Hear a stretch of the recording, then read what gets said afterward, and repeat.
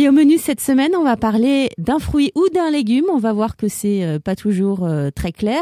La rhubarbe qu'on peut utiliser de différentes manières. Vous allez nous expliquer tout ça. Bonjour Thibault Leclerc. Bonjour. Donc cette rhubarbe. Alors cette rhubarbe, sachez qu'au début elle a été utilisée comme plante médicinale. Elle est très connue en Asie depuis à peu près 5000 ans. En Europe, elle est arrivée au 17e.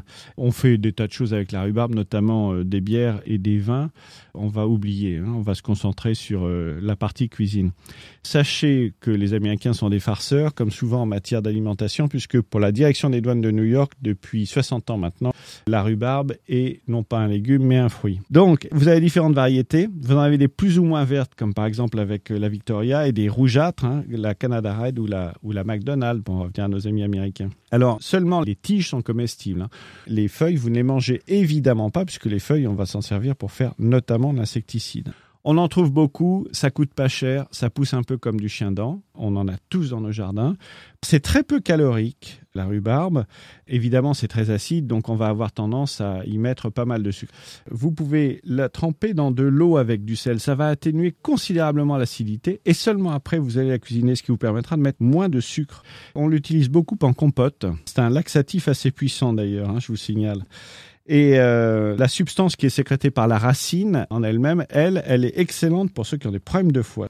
Alors, vous la choisissez bien ferme, pas de taches, pas de flétrissures. Il faut que les tiges soient bien vertes avec des bordures rosées.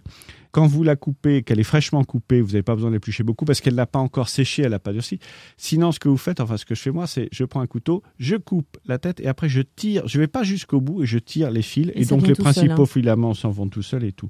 Ça se conserve très très bien dans le réfrigérateur, dans un sac congélation.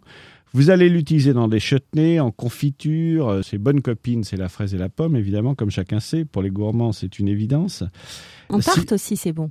En tarte, c'est très bon, mais n'oubliez jamais que c'est une cousine germaine de l'oseille. Donc, vous pouvez l'utiliser en salé. Vous pouvez l'utiliser avec des volailles, avec des canards, avec des poissons. Vous coupez les tronçons de rhubarbe, vous les faites revenir dans l'huile et puis vous les travaillez salés. Merci Thibault Leclerc pour toutes ces nouvelles recettes qu'on va essayer d'appliquer dès ce week-end, pourquoi pas. On retrouve cette chronique sur le site www.terroirdechef.com et vous, on vous retrouve la semaine prochaine. À très bientôt. À la semaine prochaine.